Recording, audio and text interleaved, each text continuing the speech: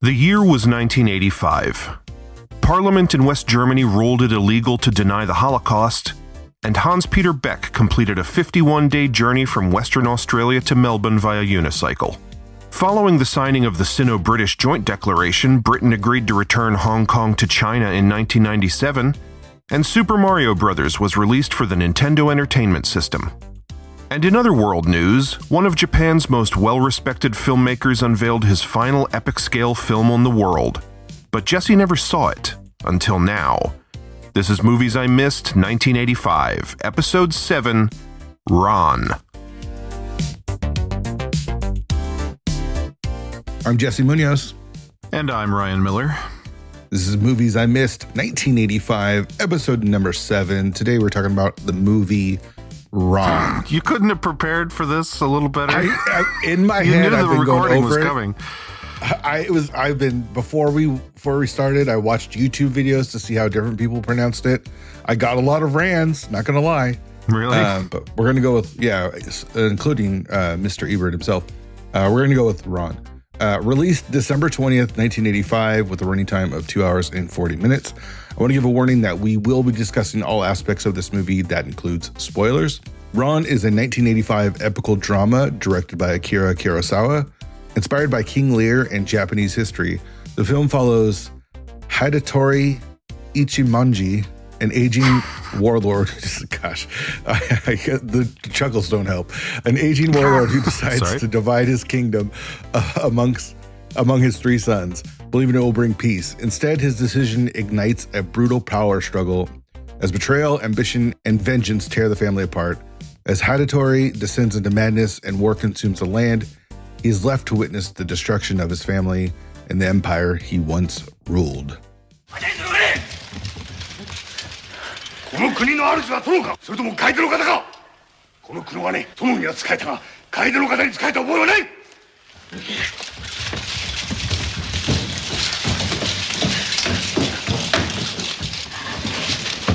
明治で、よくも殿をたぶらかし、無用の策を浪して一文字家を滅ぼしたな。今こそ思い知ったか、女の知恵の浅はかさを。浅はかではありませぬ。親兄弟の恨みのこもったこの城が燃え、一文字家が滅びる様をわらはこの目で見たかった。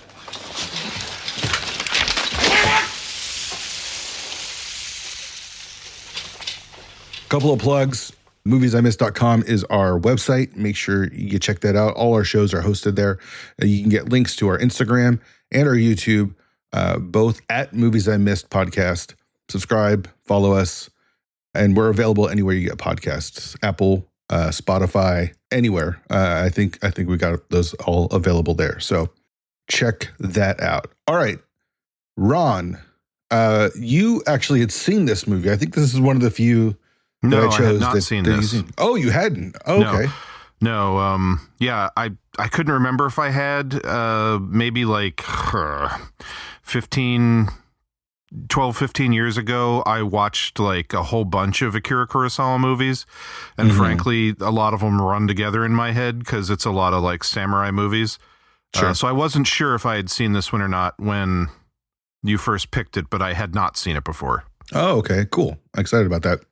Huh. We were going through the different 85 movies. I honestly didn't know about this one until like I really went through like the list. It wasn't like I've been really wanting to see this movie.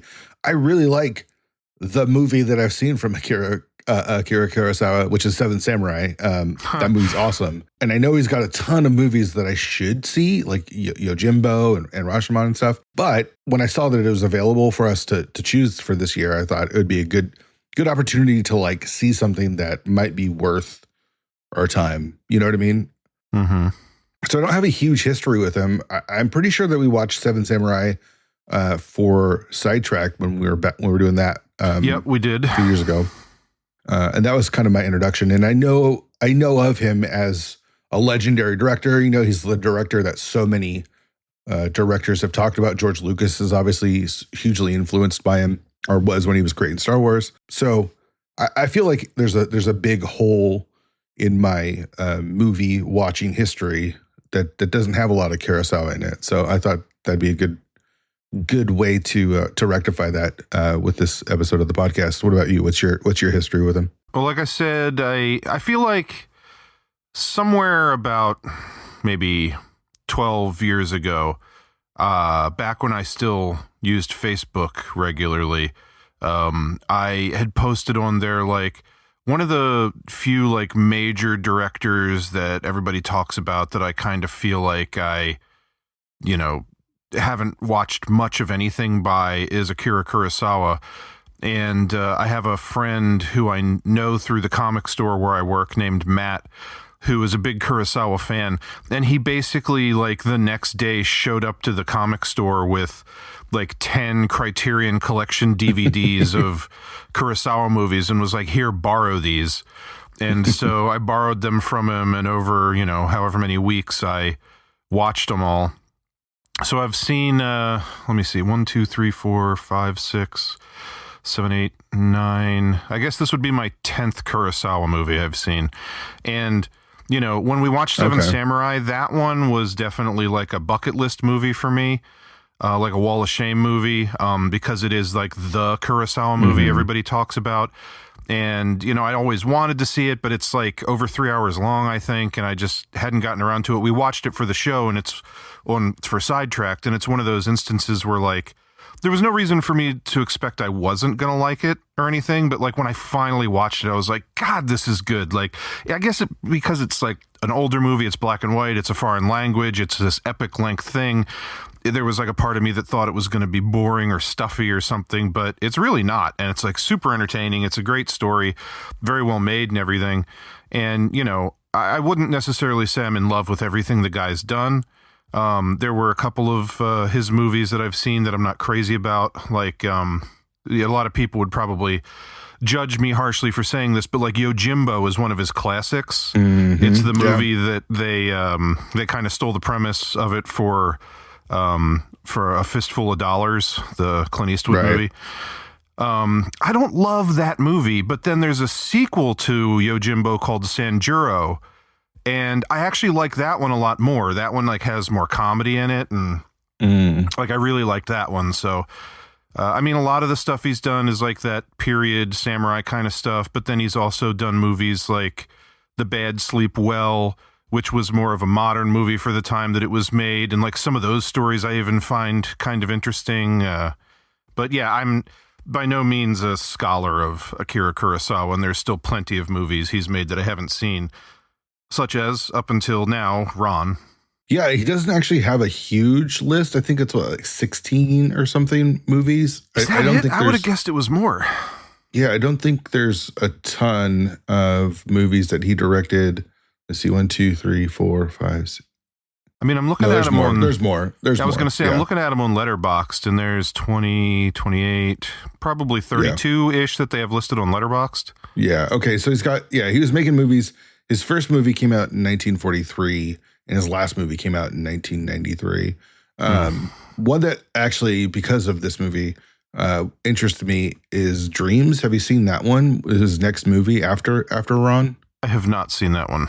It's a magical realist anthology film of 8 vignettes, written, directed by him, inspired by actual reoccurring dreams that he had. Oh. I don't know. There's something strangely weird and interesting about it. So the big one for me that I haven't seen that I still really want to, and I own it, I blind bought it and I just haven't sat down and watched it yet, is High and Low, which it's like a hostage situation kind of movie, like more of one of the quote unquote modern films for when it was made. And if I'm not mistaken, Spike Lee is remaking it, I think. I think you're right. I think it comes out this year, right? I think so. And I really want to see it before I see the Spike Lee version, because if it's anything like Old Boy, he shouldn't be remaking Asian language films. Yeah. Because Old Boy was not very good. His version. Highest to Lowest is the movie starring Denzel, Jeffrey Wright. So yeah, interesting. Mm-hmm. Yeah, Kurosawa is just a huge blind spot for me. Like every time I watch something of his, I feel like, oh man, I should go back and watch other things like Yojimbo or Rashomon or the movies that you're talking about. Like, man, Rashomon's another one. It's like it's like it may not be, but as far as I know, it's like the original, one event viewed from multiple points of view movie. And I feel like that premise has been done like a bunch of times over the years, either homaged or ripped off. And that's another one where, as I was watching it, I was like, I can appreciate that this inspired a lot of other people, but like that particular movie, I don't view as like one of my favorites of his. But is he the Beatles then to you? Do you view him as the same as you view the Beatles? Because I know you're like, we've had this conversation on Sidetracked, and maybe it doesn't belong here, but it feels like you never were really into the Beatles, even though a lot of the bands that you did grow up. Well, I mean, that's the enjoying. thing. Like when it comes to the Beatles, especially depending on who you talk to, it's like no music made since the Beatles would exist if it wasn't for the Beatles. Like, but I just, whatever. Like they inspired other people and are responsible for trends or whatever. But I've never really cared for them. I wouldn't say the same thing about Kurosawa, because there's a couple of his movies like Seven Samurai or I really liked Ikiru a lot. It's just I'm not as familiar with him, Sure. Meanwhile, the Beatles I couldn't get away from, because when I was at art school, I lived with two guys who were the Beatles' biggest fucking fans. So that's so like funny. I couldn't go a day without hearing someone's playlist or mix CD or whatever of Beatles music. Yeah. All right. So we talked a little bit about Akira Kurosawa, who directed and wrote this movie. I've got 3 cinematographers listed on this. I thought that was interesting. I don't. I'll try to pronounce their names. I'll try not to laugh. Yeah, Taiko Saito, Shoji Ueda, and Azukuza Nakai. Sure. Again, that's not. I'm pretty proud of the way I pronounced all of those, to be honest. Like, but I just found it interesting that there was actually 3 different cinematographers for the movie, because it doesn't feel like there's like a distinct style between the 3. Like you could tell me that it was just one. Well, my question would be, is this a case where like, 2 guys got fired over the course of the filmmaking and replaced, or was it just like he had 3 guys he was working with? Or? Yeah, I don't know. I do wonder if it was more work because Akira Kurosawa was losing his eyesight at this time. And so he did a bunch of storyboards and stuff like that, and he would kind of direct them where to then point the camera and stuff. And maybe it was just a lot of work with the size of the movie, because it is large. And we'll talk about some of the awards that it got, but cinematography was one of the things that did get nominated and win some awards. But yeah, I don't know. I couldn't find anything as to why there was 3 cinematographers, but I did think the movie looked really awesome. I loved the look of the movie. I mean, my question, well, I was going to ask before you said that, like, did you especially like the way it looked, and then maybe why? Because I mean, a lot of the movie is like outdoors in like these kind of naturally attractive looking vistas and like windswept hillsides and things. Yeah. I mean, the movie opens on that like almost static shot of these guys, samurai guys, like standing on like these lush green rolling hills. And it was like, man, just like right out the gate, I'm like, yes. It's like a cut shot of like them standing there, and then like I think it cuts to another shot of some other guys standing just within the brush.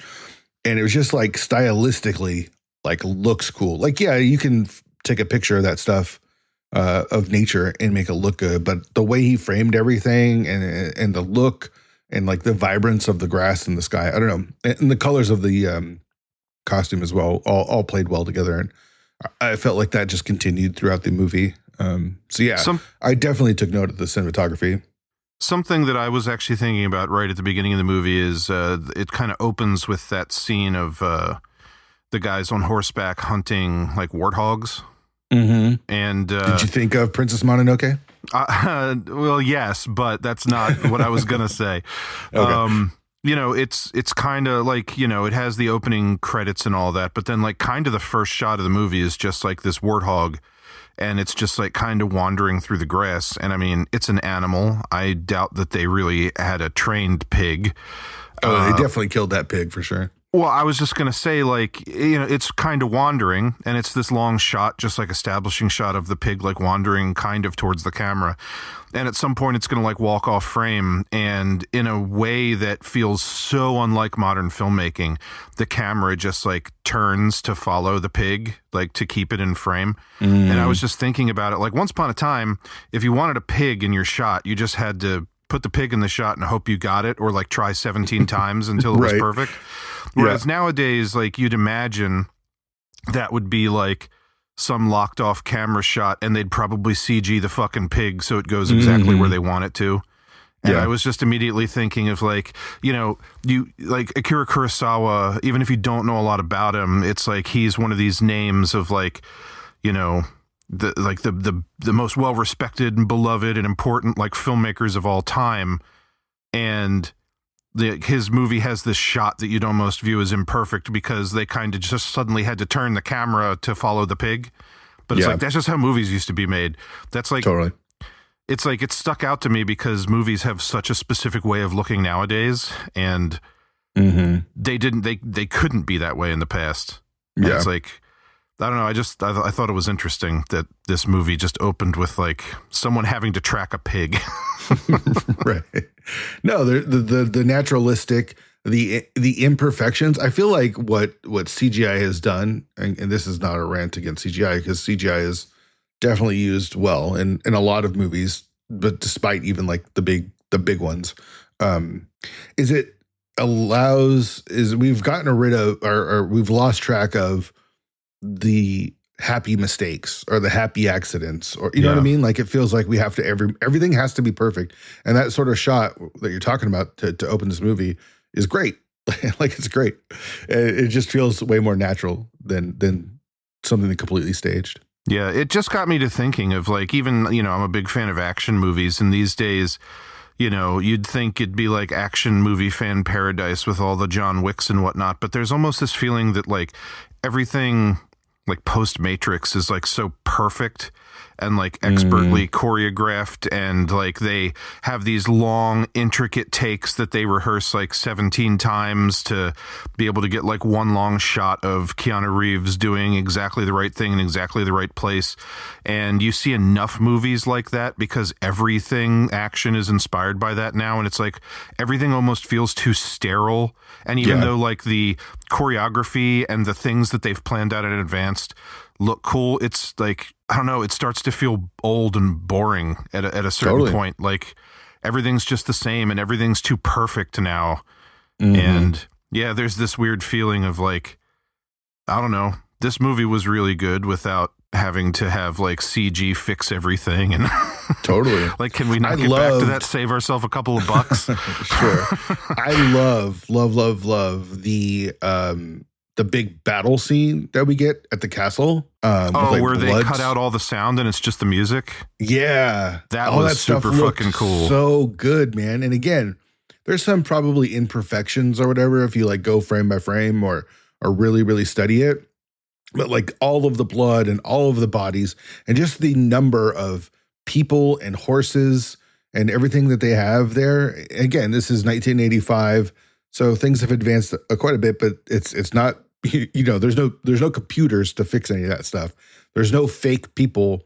There's no CG people. There might have been like dummies and stuff within the piles, but all practical. There's just something really cool about that.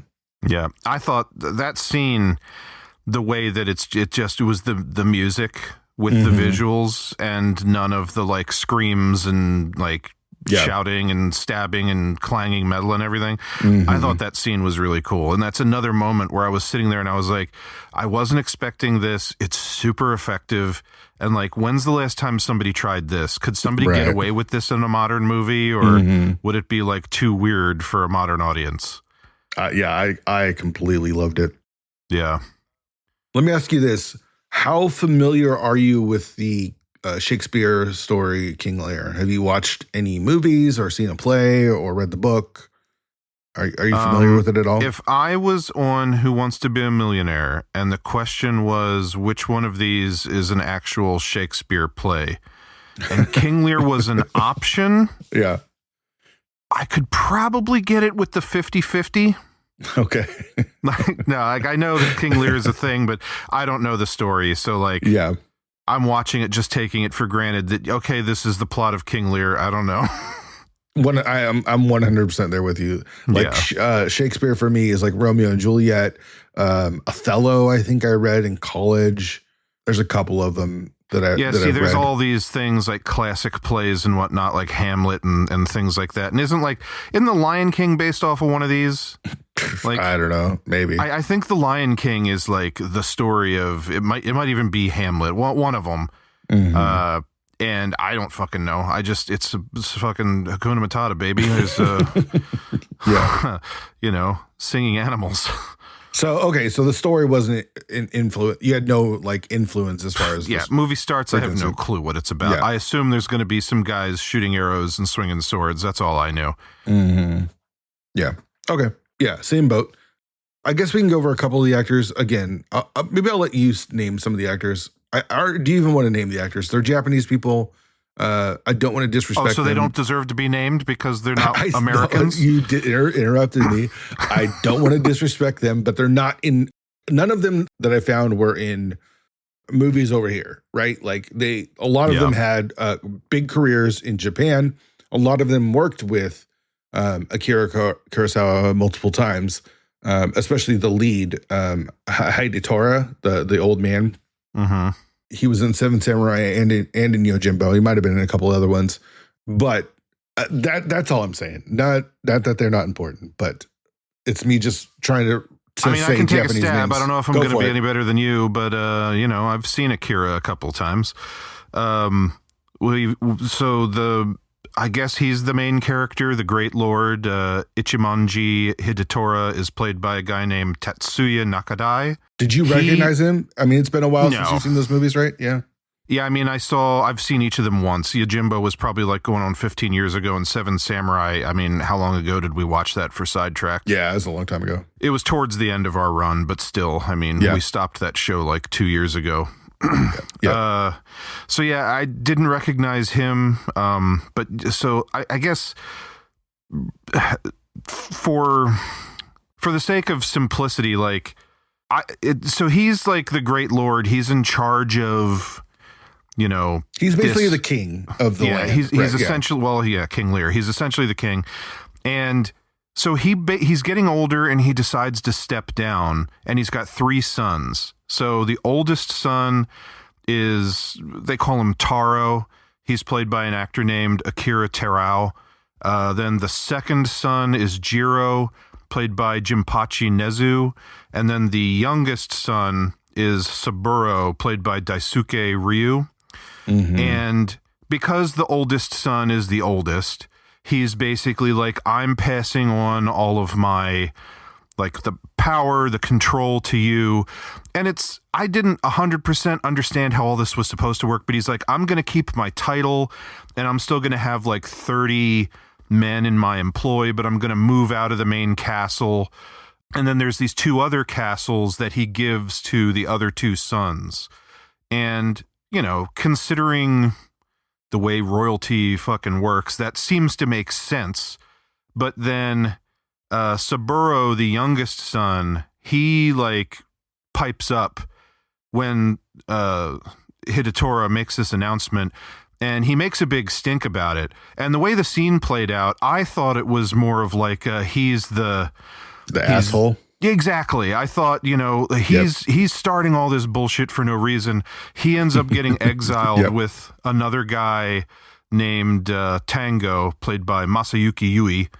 And the interesting thing was, it's funny because as soon as the king decides to step down and put his kids in charge, it's not even like the kids wanted to take the power from the father, or there's some kind of traitor in the midst.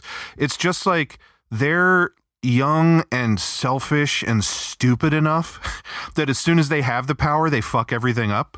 Yeah. And then it's so Saburo, interesting who you thought was the because- asshole, he turns out to have been the one who knew what he was talking about. And he was basically whole saying to his time. father in the beginning, Yes.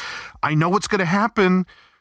And you giving up your position to Taro like this is not going to go well. And yeah, I thought that was an interesting premise because in retrospect, right? Like you're watching the movie, and we've seen a million movies like this where it's like the younger son is an asshole because the older one gets all the stuff, right? And that's kind of what you think because of the way he acts. And Hayatori does that like demonstration of like, if you have one arrow, it's easy to break, but if you have three, it can't be broken. Or it's way harder to break them because they're together, they're a bundle or whatever. And then Saburo is like, no, let me show you how to break three. And then he does. And again, he comes off as kind of like an asshole, and you're like, oh, this is like the bad guy of the movie. And then after that, when the movie plays out and you're getting towards the end and you haven't seen him for a while, you realize he was right the entire time, because he calls out Taro as being like, you're not good enough to be a leader. And at first he didn't even want it. And then Jiro is like, I kind of agree with him. He shouldn't be. It was just so weird to watch like that scene and have those feelings and emotions during that. And then to slowly realize, no, Saburo was right the whole time. Yeah.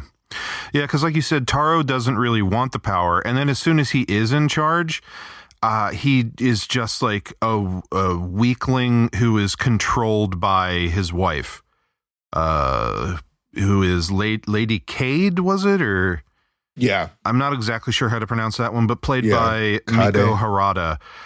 And she's got this thing where like the castle that they live in, I guess, used to be her family's castle. And I don't know if like Lord Hidatora had like conquered them at some point. And I think it's implied that, right? Yeah. Yeah. And like her family, I don't think they were murdered, but they killed themselves or something like that. Or were they murdered? I don't remember exactly, but basically she's the only one left. And she's seemingly only alive because she was either a concubine before and now Taro's wife, or has been his wife all along. And it's kind of weird that she's almost like the only female character in the whole movie, and she's like the evil one who turns everybody on each other. But I guess that's the original story of King Lear, if it's in this movie. It's funny. Yeah, it's funny that you say she's the evil one. And she definitely was a villain in the sense of she was tearing the house down from within itself, right? She was negatively influencing the Ichimonji family to like war against each other. But from her perspective, I don't know. I guess this is how most villains are. I didn't find her as a villain. I found the sons, the two eldest sons, to be almost more morons and moronic. And I mean, that's true because they were so easily like persuaded by her. And you're right. It's like she has a reasonable motive, like her father or her family was wronged and she's holding a grudge about it. But something in the way that the character's played and how like controlling and manipulative she is, it does feel like they're making her out to be a villain, and then she gets fucking executed at the end. Yeah. Which was a great moment. That's like, awesome, man. This movie's pretty tame on the like over the top samurai movie Bloodshed, but that was like the one moment where it was like, holy shit, we've been waiting the whole movie for this. Yeah. Blood fucking paints that wall behind her when they cut her head off. But yeah, so she convinces the oldest son Taro that, you know, he needs to basically push his father out even more. Then the father gets pissed and he leaves to go stay with his second son Jiro. But Taro in the meantime has written to Jiro and kind of lied about the father and been like, don't take in his men because they'll turn on you. So then the father leaves there. He refuses to go to the third son because he's the one that's exiled, even though he's the one he should have been with all along. And then he just kind of wanders the countryside, going from place to place, and slowly goes insane. Yeah. And like looks more and more like a ghoul as the movie goes on. Yeah, for sure. Yeah, it's honestly just all character stuff. You know, there is like we mentioned there's the one castle battle in the middle. which is so And then there's awesome. some action It's at the so end. good, man. That battle scene was so good. Just Yeah. everything that was going on was awesome. And then Toro gets betrayed by his younger brother, and it's all just infighting. What I found interesting, again, there's so much about this movie that I find interesting, but it's interesting because the old man gives up, the Great Lord, Hadotore gives up his power after he has like some weird dream, right? But then it feels like he didn't actually want to give up his power, right? Well, that's like, the thing. That's why I said I was confused, where he's giving up the castle to Taro, and he's basically giving him the power, but he says he's going to retain his title and he's going to retain all these other things. And like when Taro's like, you said you were giving me power, I want you to sign something that says that I am in charge now. Then Hidetori seems like offended by it. right. So I didn't fully strange. understand that. Yeah, I think it's just a bunch of guys who can't handle their emotions. And they talked about like when he wakes up in the beginning from his dream, that they all let him like lay there and dream and sleep. And he's like way more emotional and like talking about how much he loves his kids. And his youngest, again, Saburo, is like, what is this? What's with all this emotion? And what is all this? Again, we're thinking that he is an asshole, but it's just culturally, he's like correct. Like you're going to be king. You should stay the Great Lord or whatever, the king or whatever. And he says that after he's exiled with, was it Tengo? Where Tengo's like, you should go and do this and this and this. And he's like, why did you do this? And he's saying like, I did it because for my dad. And in the end, it was right. What sucks is he makes a play for it at the end, right? Like he comes to find his dad and kind of like rid his brothers from their rule. And then he just gets capped and everyone kind of loses. And I guess that's the Shakespearean aspect of the story is like everyone is just dead and nobody really wins and all is lost in a way. Because Taro gets shot in the back by one of Jiro's men. Saburo gets capped. Lady Cade, or whatever her name is, she gets her head chopped off. What ends up happening to Jiro, the middle son? Jiro, does he die? He doesn't survive, does he? I can't remember. Because if so, I know he would he's just... I think he might have died in that last battle, maybe. I can't remember. Yeah. Or maybe he does. Because is he there when she dies? She dies towards the end, right? Yeah, because I think he does survive. They're like marching towards the room she's in, and his like second in command or whatever is like, I'll do whatever you say, but I don't take orders from her. And he walks right in and he's like, I know it was you. And she's like, yeah, I've just been trying to get my revenge, and now that I've done it, I can die happy. And he's like, all right then, and chops her fucking head off. Yeah, it was because she wanted his wife dead, right, Sue? So Kade wanted Sue dead, and she wanted her beheaded, and his right-hand man wouldn't do it. Mm-hmm. And then we see that she finally does get someone to kill her and behead her and the rest of her family, except for the blind man. That was, what a fucking gut punch to end the movie. I had forgotten about that dude.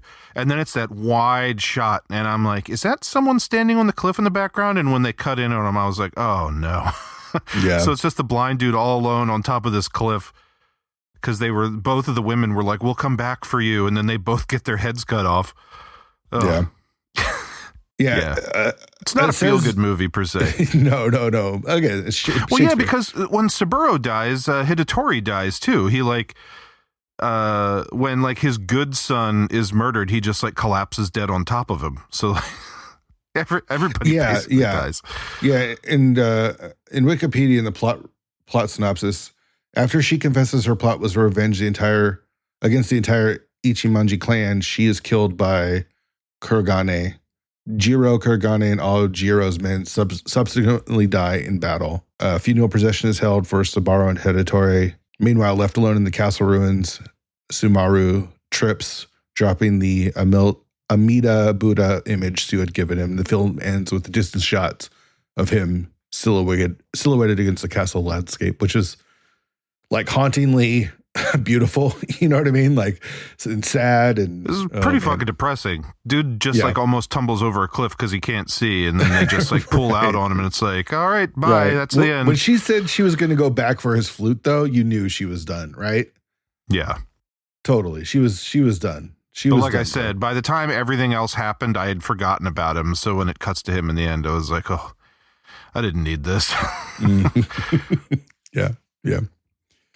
Oh man, it's so good though. Like just the character stuff, the different moments between all the different characters, and we didn't talk about the fool at all, who it's basically Hadatori has a jester who follows him and is with him, is maybe the most loyal. He calls himself, or someone at one point calls him his nurse too. So it's like he's his caretaker or something. Yeah. I guess that's why he like never leaves him the whole time. Yeah. But that stuff was always fun and brought a little bit of levity as well. But yeah, super depressing, and sad, but beautifully shot and directed. And yeah, I was in it the whole time. It is almost 3 hours, and I never felt like, when is something going to happen? You know what I mean? Like, I was always like engrossed in the scenes as they happened. Yeah, I mean, like you said, movie looks great. You know, it's interesting the whole time. I never exactly knew where it was going to go, because thankfully I know shit about Shakespeare, I guess. Right. Yeah, for sure. And like I said, right from the jump, like you're expecting, normally it would be like, oh, there's like an evil Jafar kind of character who wants to take over everything. But it's like, if Hidatori had just like stayed in charge, none of this would have happened. I mean, he would have died eventually, and presumably the power would have went to Taro anyway. And but maybe by then Taro had matured enough, or I don't know. I think that's the point, is like the great leader can't lead a family, right? Like he can't raise a family. Maybe that's kind of the point. Yeah, like he was a great leader. He united everyone, right? It feels like there was peace through all the bloodshed that he created. There was peace between different castles and things throughout the land, but yeah, he couldn't keep it up. They make a pill for that. Sure, that's true. I don't think that guy was much older than his sons, right? Like it was definitely him wearing a lot of makeup and a white wig. I feel like, so I have like a ton of Shaw Brothers martial arts movies that I own and I haven't watched yet. So I started off this year like burning through one of my Shaw Brothers box sets from Arrow Video, and those are Chinese, not Japanese. But I feel like just in Asian films, there's a lot of young-ish actors playing old guys. I mean, kind of like Tarantino does it with Pai Mei, in Kill Bill. Where that dude's not that old. Of course, he has to be able to do like crazy martial arts stuff, so it'd be tough to get an old guy to play him. But it's just like throw a not necessarily convincing wig on someone, or in a lot of cases in some of the Shaw Brothers movies I've watched, just like put some really fake like gray paint on the sides of actors' heads and give them a little bit of the like Reed Richards, on the sides. Sure. Yeah.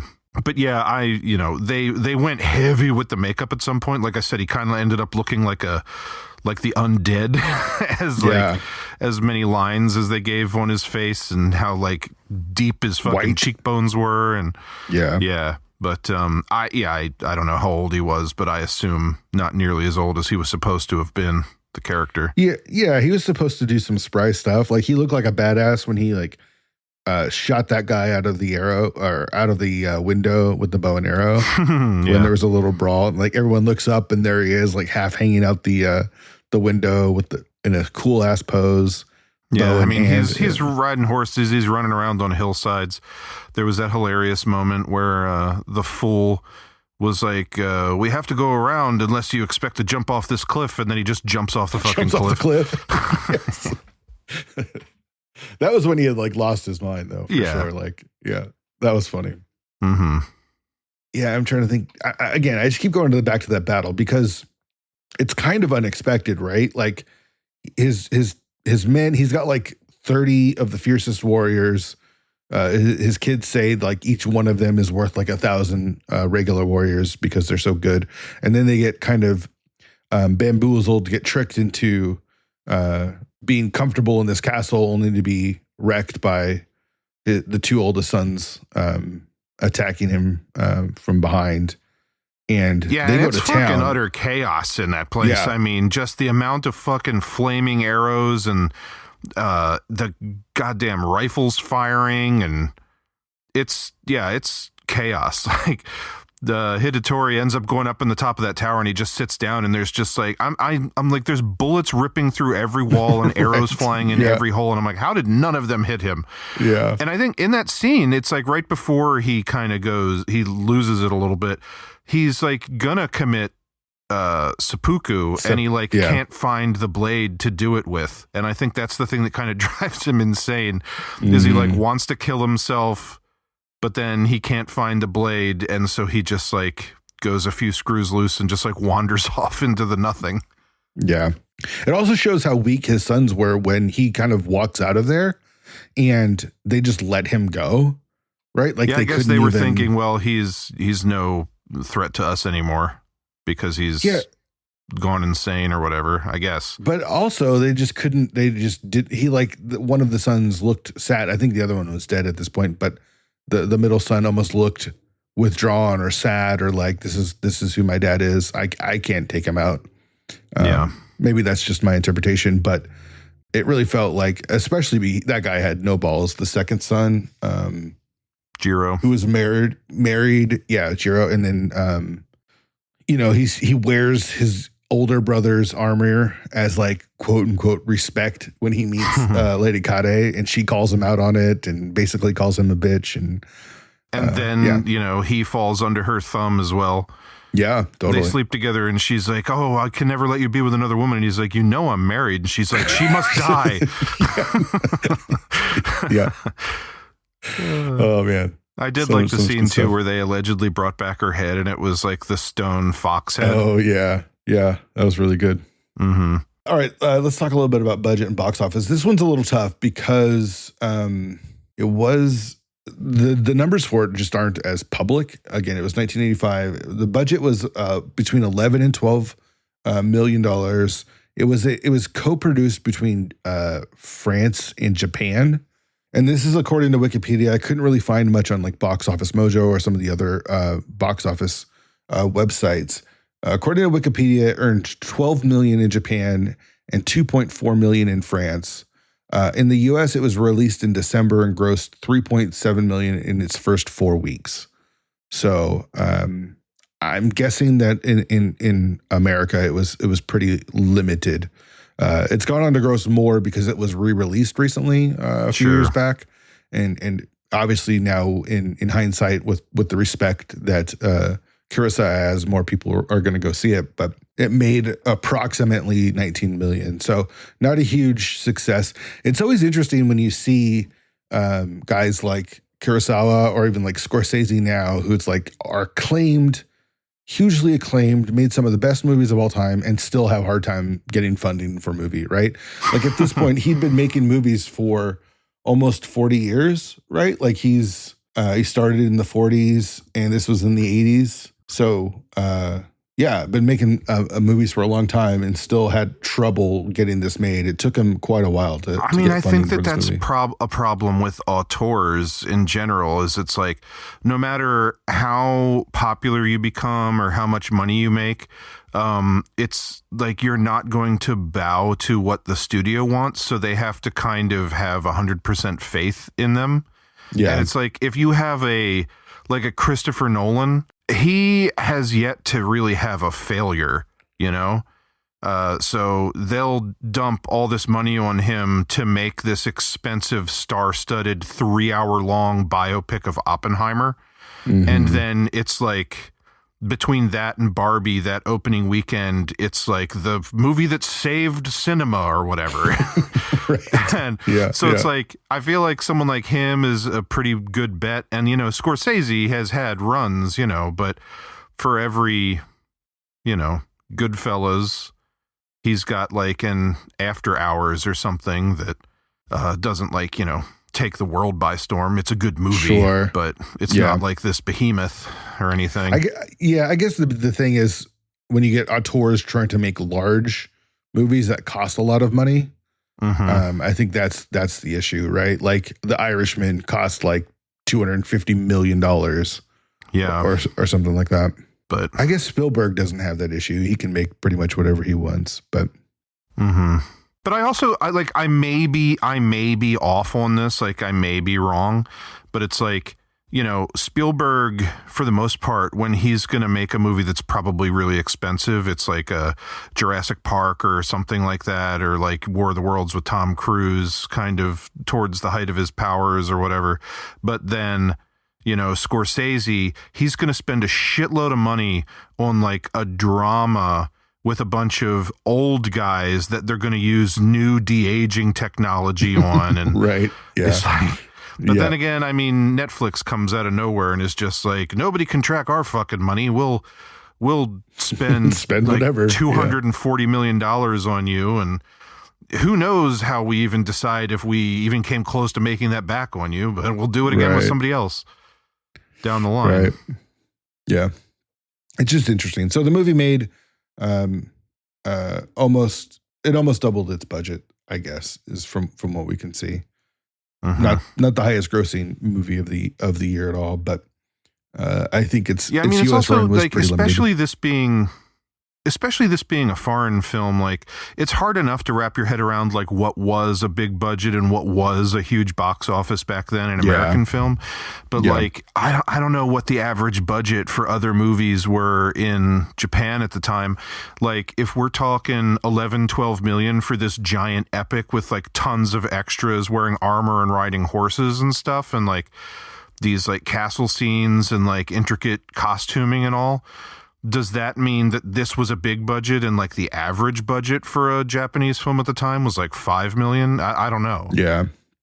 Because that's hard 11 to say. 12 for something this big sounds low to me, but It really does. It really does. Yeah. yeah. Well, it's Because I just mean, we're funny talking that he had- 1985, not even like Seven Samurai era. You know, this is pretty late for Yeah. him. Yeah. Yeah. It's just funny to say that he had trouble funding this movie, and then you see the budget of like $12 million. It's like, what? Yeah. But again, we're looking at 2025 terms, not necessarily 1985, but still, even 1985 feels like pretty low. Yeah. Also Japan, right? That's also, we don't know what you're saying. Like movies cost to make in Japan or even Yeah, France. like we have Hollywood, and there, you know, it's like, again, like it's not an exact comparison, but I'm not super familiar with either the Japanese or the Chinese film industry. But like Yeah. watching that Shaw Brothers box set I was talking about, they have like a lot of really interesting interviews, and it's like a crash course in like how that industry works over there. And I mean, we have different studios within Hollywood, but it's like at the time in like the 60s, I think you basically had Shaw Brothers, who was making a ton of martial arts stuff, and then another studio opened up called Golden Harvest, and that's where like Jackie Chan and Sammo Hung and I believe Bruce Lee like kind of all got their starts. And it sounded like there was basically two studios, and there's not this feeling of like unity between them where they are the Japanese version of Hollywood. It's just like these two warring studios. So like I don't even know in Japan, you know, there's like Toho, who did like the Godzilla films, and I've seen that logo on a bunch of stuff, but I have no idea what their, you know, the cinematic world was like at the time. Right. Totally. I'm just not familiar with it. Sure. Let's get to some of the reviews. 96% in Rotten Tomatoes, not surprising. Again, this is Akira Kurosawa. We've got Roger Ebert giving it 4 out of 4 stars, said, Ron is a great, glorious achievement. Kurosawa often must have associated himself with the old lord as he tried to put this film together. But in the end, he has triumphed. And the image I have of him at 75 is one of those 3 arrows bundled together. You can actually find his review with Ebert online in video form too.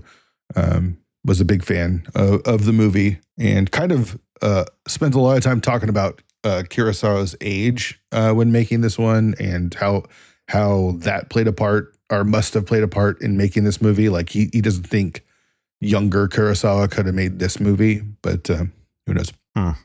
It's interesting to say because like I don't have it off the top of my head, but like I guess this one is more epic in like the sweeping multi-locale feel of it. But something like Seven Samurai, which he made sometime before this, I'm just thinking like when the action starts in that one, it's like nonstop. Like that one almost feels like it would have been harder to pull off than this.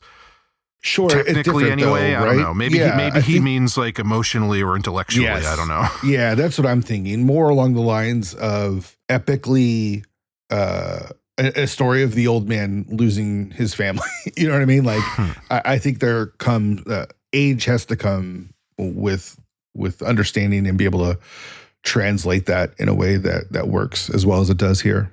That would be my guess. Peter Travers of People magazine said the result in this year's best foreign film, an action epic to dwarf anything from Lucas or Spielberg. What was Spielberg doing this 1985? Lucas had just finished Star Wars, right? So he hadn't 83.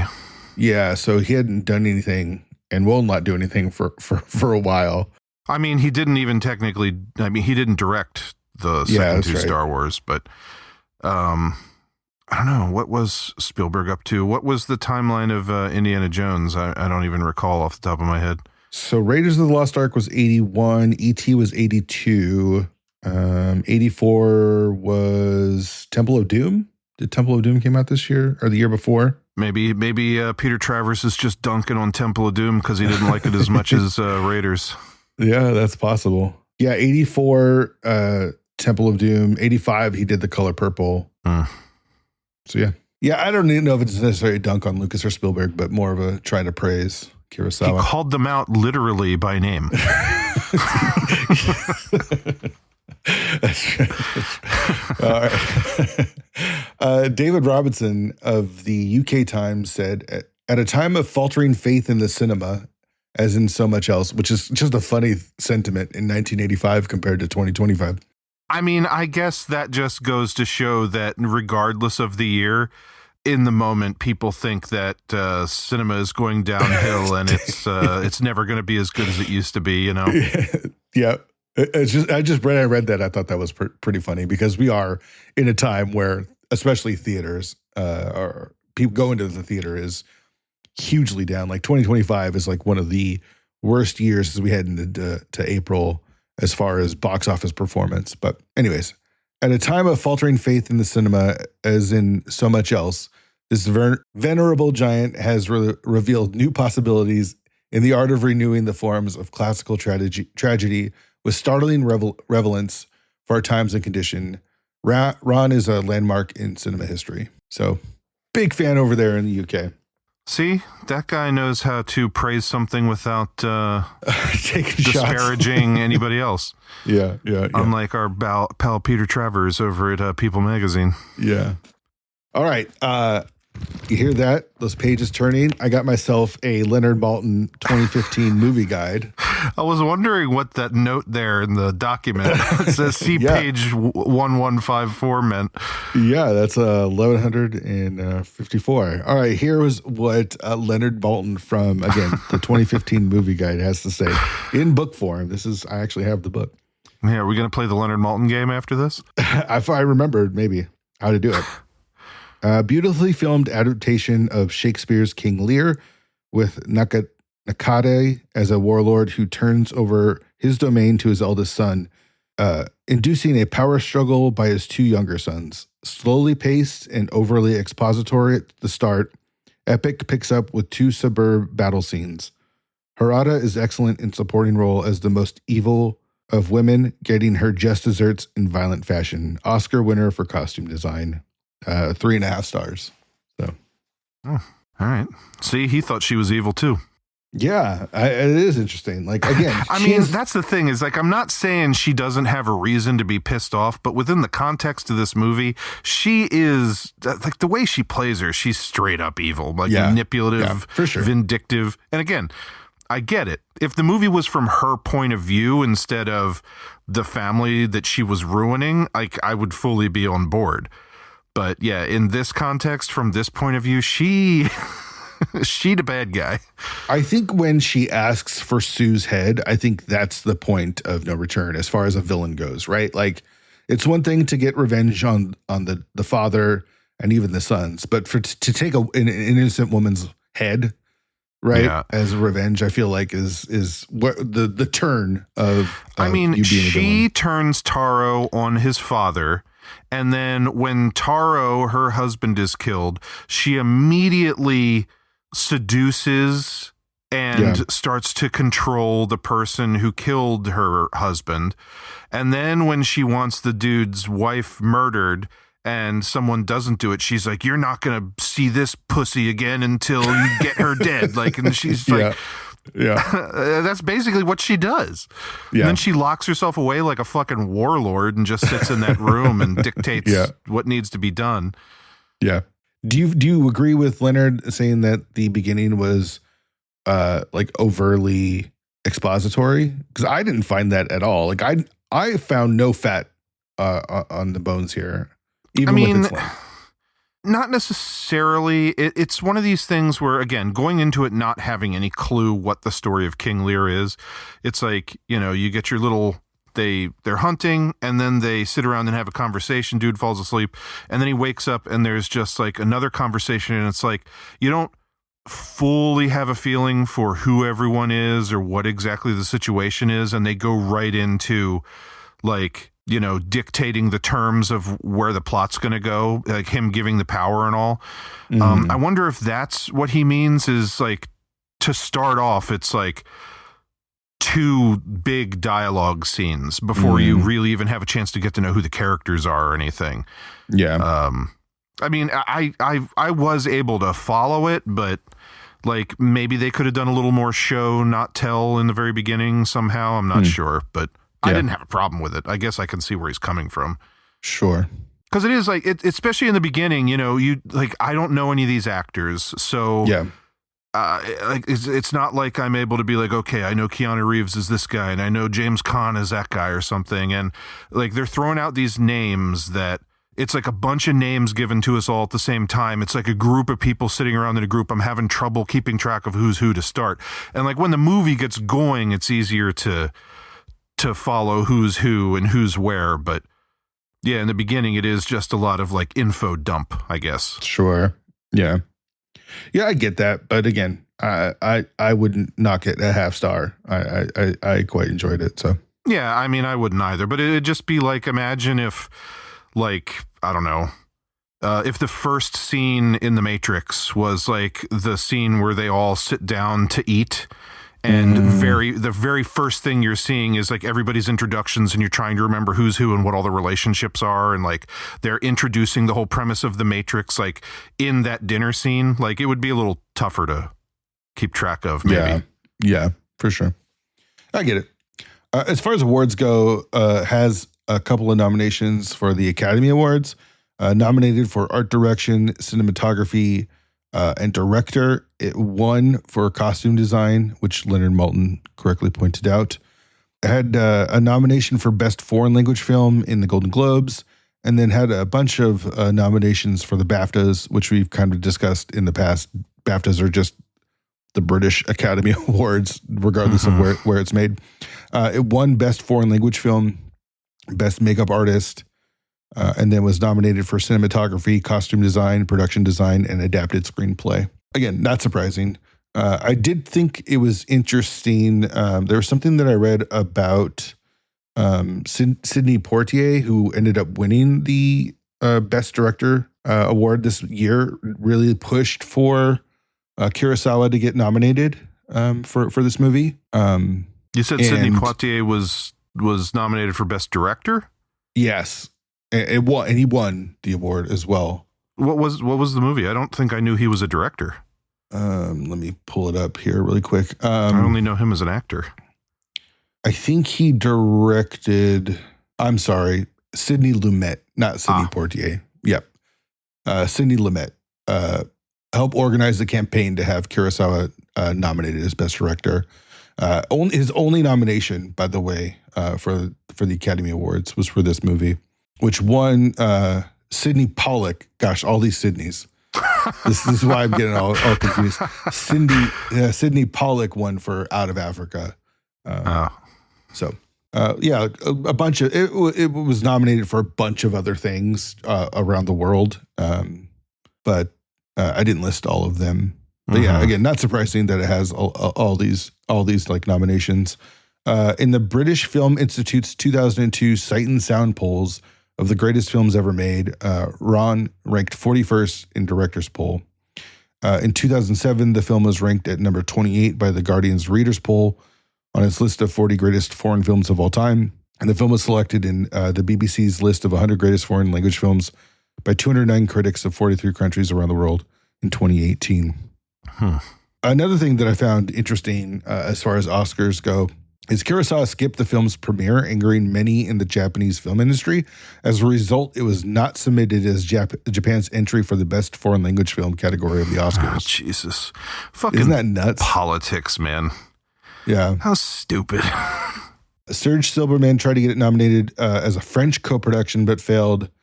However, again, Sidney Lumet ended up helping organize a campaign to have Kurosawa nominated as Best Director, which he was nominated but did not win. It's like cultural impact and news and notes. In January of 1985, production of Ron was halted as Kurosawa's 64-year-old wife, Yoko, fell ill. She died February 1st. Kurosawa returned to finish his film, and then Ron premiered at the Tokyo Film Festival on May 31st with wide release the next day. So I wonder if him skipping the film's premiere had something to do with mourning his wife who just died in the middle of producing the movie. Like, what the hell, man? Know. That's nuts. After Ron's release, Kurosawa would point to it as his best film. A major change of attitude for the director, who, when asked which of his works was his best, he had always previously answered, "My next one." So after Ron came out, he was like, "Yeah, that's my best one." Well, you said he was 75 when he made this? Yeah. And if he was like losing his sight and whatnot, I know I've read the anecdote that this was the final like epic scale film that he made. And I think he only made like maybe two or three things more after this. Yeah, he made three more movies. I'm kind of guessing that whether or not he knew he was going to make any more movies, probably saw this as like his swan song for like the kind of epic movies, like Seven Samurai or whatever that he was going to make. Yeah. Pretty good one for the last one. Any other thoughts or anything you want to mention or talk about? Well, so you've only seen this in Seven Samurai? That's the only two I've seen. Yeah, I have to correct that though. Like this year, I have got to see at least 2 or 3 more at minimum Kurosawa movies for sure. Which would you say you prefer? I think of the two.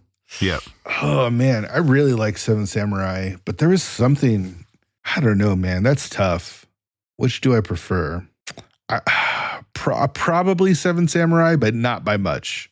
Not by much. Like I definitely enjoyed this movie. I remember there was a lot more buildup for me to see Seven Samurai as well, because that's like the one that people always talk about. Yeah. And I do remember having that feeling of like almost, even in the moment, almost dreading watching it because, again, of the type of movie and the length and the era. And then just like loving it the way I would love just a modern film that I just saw in the theater, you know, that was like really appealed to me. I just had that feeling of satisfaction, like, damn, that was good. Why did I wait so long? Yeah. I don't feel quite the same way about this one, so I would say I like Seven Samurai better of the two. Not that they need to be directly compared, but right. I just could only ask you about those two because that's all you've seen. But so it's like I did enjoy this.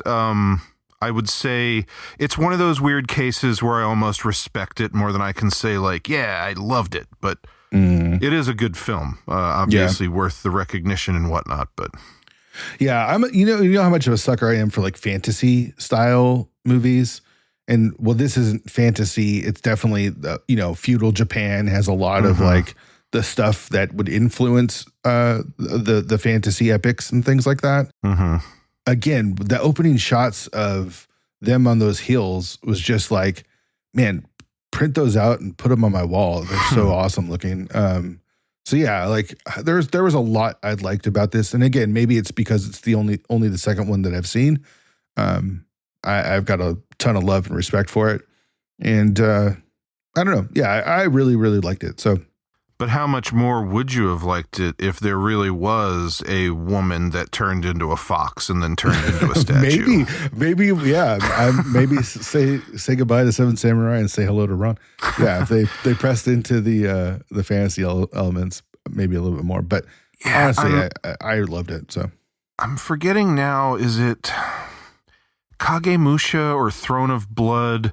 One of the other ones I've seen, it did have not exactly fantasy, but like a supernatural element to it, where there's like a ghost and like someone makes a decision based on like this like premonition from seeing the ghost, and it ends up like leading to their downfall. I can't remember. Again, I watched so many of them in a short period of time, like 15 years ago, that a lot of them run together in my head. But yeah. So he's dabbled in that kind of stuff before, but I don't think there's a full-on Princess Mononoke in his filmography. Sure. That boar, though, man, it definitely reminded you of Princess Mononoke, didn't it? I know it's not quite the same. Sure. But I was like, oh, man. Yeah, dudes with bows and arrows riding horses around chasing a pig, yes. Yeah, for sure. In an Asian film. Yeah. All right. It seems like a silly question to ask, but we ask it for every episode. Ryan, did you miss Ron? Yeah, even though I just said, it's not like my favorite. I would say that I missed it. I mean, it's tough when it's like, oh, well, obviously it's an Akira Kurosawa movie. Like I said, there's a couple of them that I watched and I honestly would say I'm not like a huge fan of, but this one, sure. Yeah, I mean, how much of it is because it's just like a great story from Shakespeare? How much of it is because I just kind of tend to like samurai kind of stuff, you know? Yeah. How much of it is just because of how good of a director Kurosawa is? But I mean, you add all those things together and yeah, this was a pretty easy win, I would say. How much is it having a lady get her head chopped off and blood splattering all against the wall? I mean, it is funny. Like I'm watching the movie and I'm like, oh, maybe he's going to like take it a little more like low key and realistic this time because there's not a lot of that craziness. And then, yeah, right there at the end, that it caught me off guard. I wasn't expecting it because there'd been nothing else like that in the movie thus far. And yeah, that was pretty good. Yeah. That's good. Obvious for me as well. I love the movie. I thought it was great. Of the two, I've seen two Kurosawa movies and I love them both. So, I got to go see more, but big win. And honestly, like, I wouldn't be surprised to see this in my top 10 when we do the year-end wrap. Like, really, really good. Is it Back to the Future? No. But still really, really good. So, right on. All right. That's going to do it for this episode of Movies I Missed. Come back next week with your next choice, where we will be watching a movie called The Legend of Billie Jean. Does it have to do with the Michael Jackson song? Does it have to do with Billie Jean King, the tennis player? Who knows? Is it based on a Shakespeare play? Maybe. I don't know enough about Shakespeare Hamlet? to know. Yeah, we don't know. And we wouldn't know either until after the movie because we hadn't seen Hamlet. Yeah. But anyways, come back next week for that. And yeah, I think that's going to do it. So for Movies I Missed, I'm Jesse Munoz. Ryan Miller. Come back next week for The Legend of Billie Jean.